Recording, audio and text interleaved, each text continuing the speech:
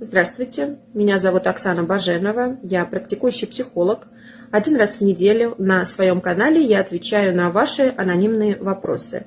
Сегодня вопрос звучит так. Он пришел от девушки, она пишет.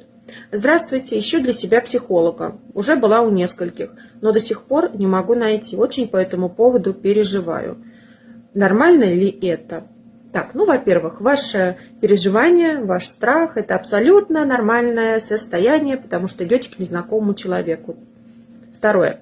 Для того, чтобы найти своего психолога, нужно ходить на бесплатные диагностические сессии или бесплатные первые консультации. Вы приходите, смотрите на специалиста, а специалист смотрит на вас. И если вас что-то не устроило, вы прям почувствовали «нет, не хочу», лучше не надо. Идите к следующему. Тогда вы точно попадете на своего, найдете того, который вас устроит.